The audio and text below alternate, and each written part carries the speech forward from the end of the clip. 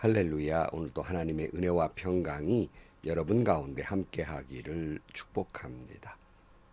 이 묵상의 말씀을 통해서 나에게 들려주시는 하나님의 세미한 음성을 듣는 은혜로운 시간이 되기를 축원합니다. 이 시간 하나님께서 우리에게 허락해 주신 말씀은 열왕기상 19장 1절에서 10절 말씀입니다. 아합은 엘리야가 한 모든 일과 그가 칼로 모든 예언자들을 죽인 일을 낱낱이 이세벨에게 알려주었다. 그러자 이세벨은 엘리야에게 심부름꾼을 보내어 말하였다. 내가 예언자들을 죽였으니 나도 너를 죽이겠다. 내가 내일 이맘때까지 너를 죽이지 못하면 신들에게서 천벌을 달게 받겠다. 아니, 그보다 더한 재앙이라도 그대로 받겠다.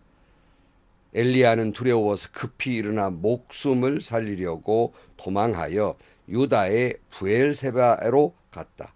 그곳에 자기 시종을 남겨두고 자신은 홀로 광야로 들어가서 하룻길을 더 걸어 어떤 노뎀나무 아래로 가서 거기에서 앉아서 죽기를 간청하며 기도하였다. 주님, 이제는 더 바랄 것이 없습니다. 나의 목숨을 거두어 주십시오. 나는 내 조상보다 조금도 나을 것이 없습니다.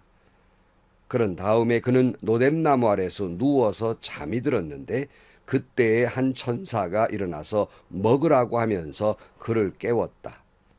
엘리야가 깨어 보니 그의 머리맡에는 뜨겁게 달군 돌에다가 구워낸 과자와 물 한 병이 놓여 있었다. 그는 먹고 마신 뒤에 다시 잠이 들었다. 주님의 천사가 두 번째 와서 그를 깨우면서 말하였다. 일어나서 먹어라. 갈 길이 아직도 많이 남아있다. 엘리야는 일어나서 먹고 마셨다.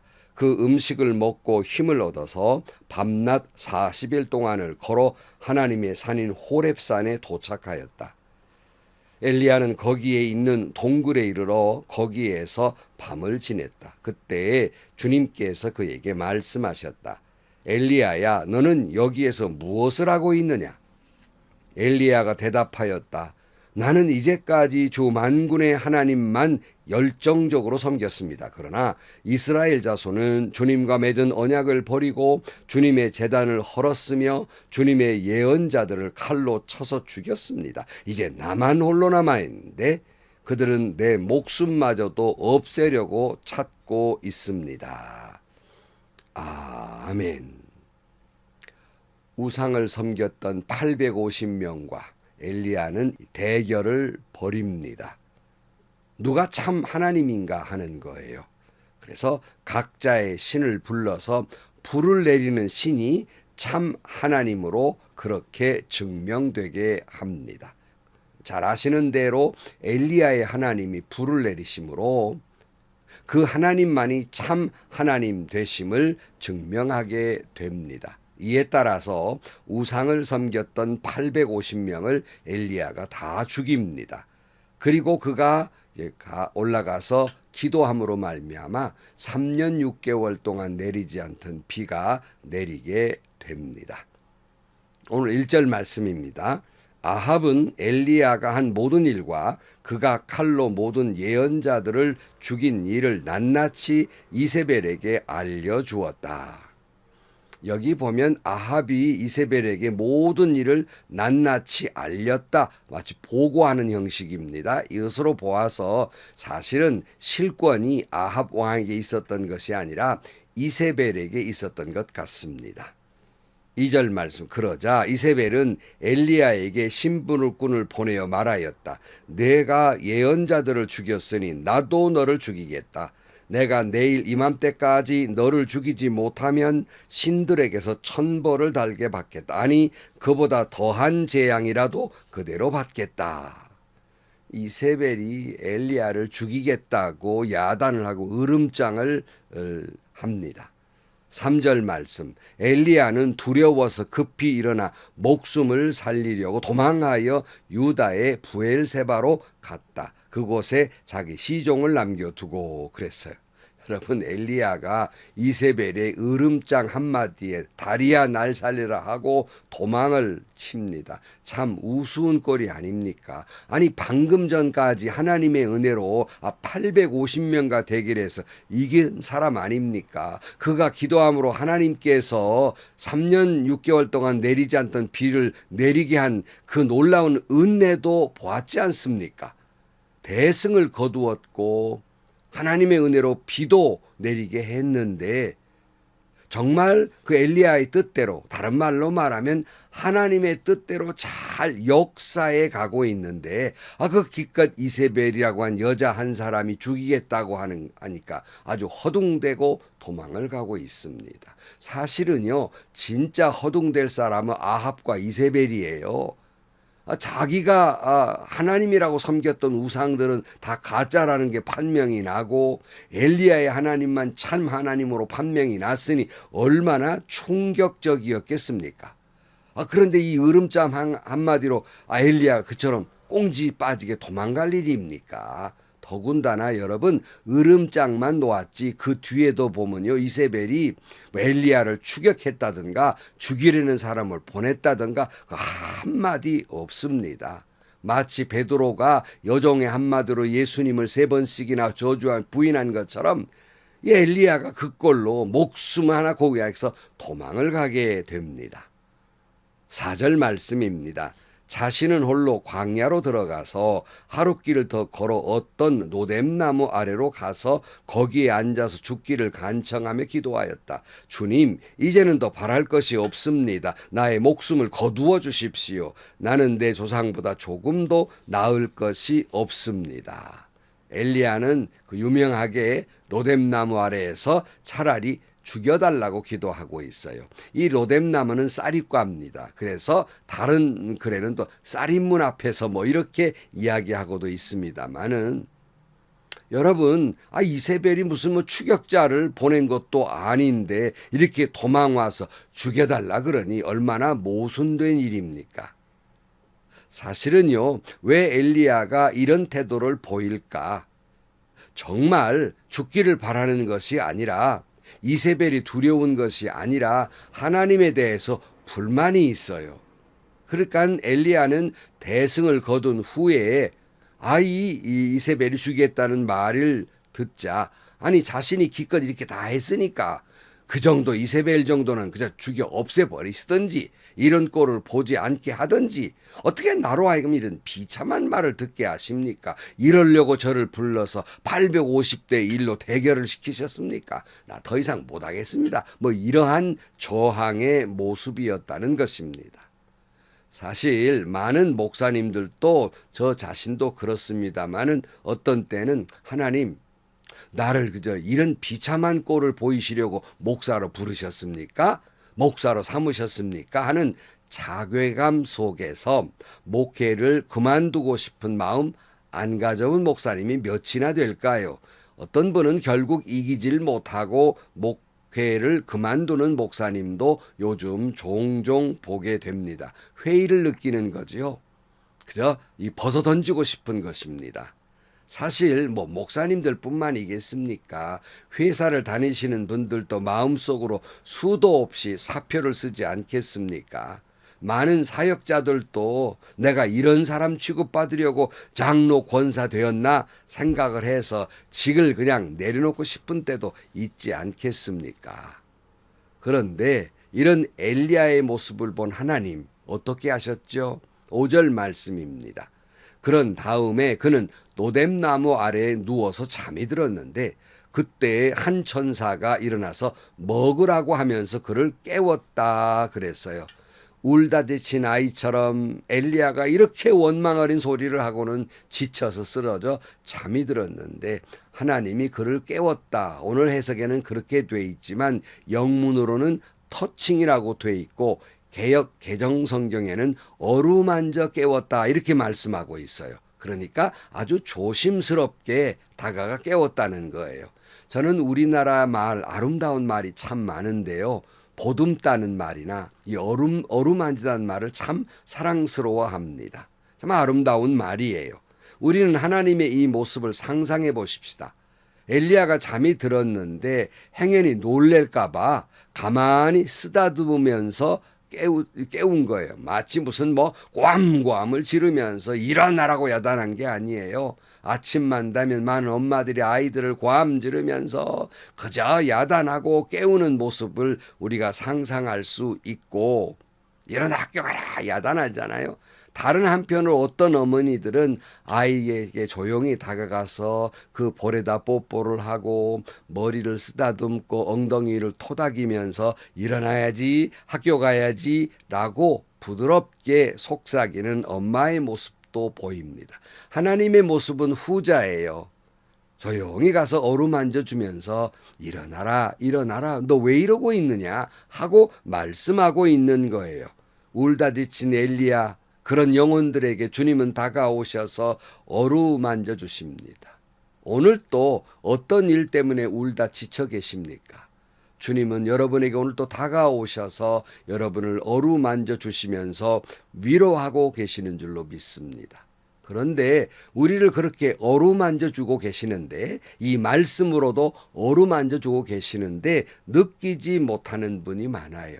오늘 또 여러분 기도 중에, 말씀 중에 봄바람 같은 부드러운 주님의 그 손길이 여러분을 터치하셔서 여러분이 위로받고 새 힘을 얻게 되기를 축원합니다. 6절 말씀, 엘리야가 깨어보니 그의 머리맡에는 뜨겁게 달군 돌에다가 구워낸 과자와 물 한 병이 놓여 있었다. 그는 먹고 마신 뒤에 다시 잠이 들었다 그랬어요.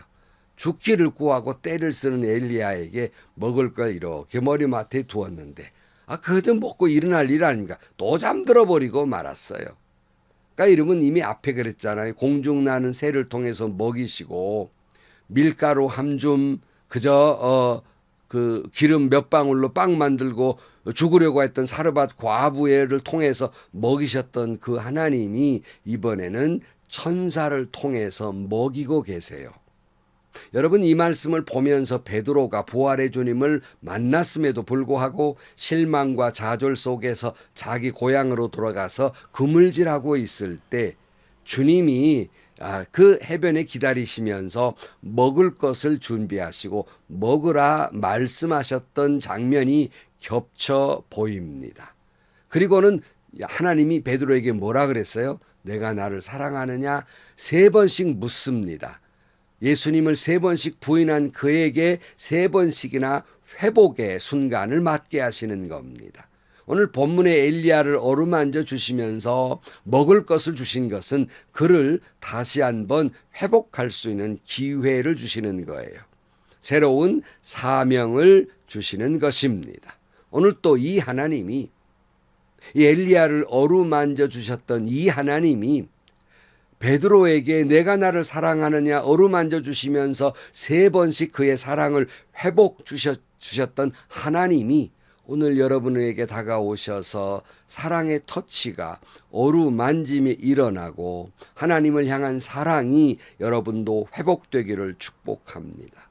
차라리 죽는 것이 좋사오니 죽고 싶을 정도로 지치고 낙심된 분들에게 주님 찾아오셔서 어루만짐으로 회복되시고 먹을 것을 주시는 것과 같은 은혜로 회복되기를 축원합니다. 엘리야는 엘리야에게 말씀하십니다. 7절 말씀. 주님의 천사가 2번째 와서 그를 깨우면서 말하였다. 일어나서 먹으라. 갈 길이 아직도 많이 남았다. 엘리야는 일어나서 먹고 마셨다. 그 음식을 먹고 힘을 얻어서 밤낮 40일 동안 걸어서 하나님의 산인 호렙산에 도착하였다 그랬어요. 하나님이 뭐라 그랬습니까? 아직 할 일 남았다는 거예요. 뭐 너 죽여달라 그러느냐? 아직 사명 남았다는 겁니다. 그리고 다시 먹을 것을 주셔서 그를 40일 동안 걸어가 호렙산에 이르게 하십니다. 9절 말씀, 엘리야는 거기에 있는 동굴에 이르러 거기에서 밤을 지냈다. 그때에 주님께서 그에게 말씀하셨다.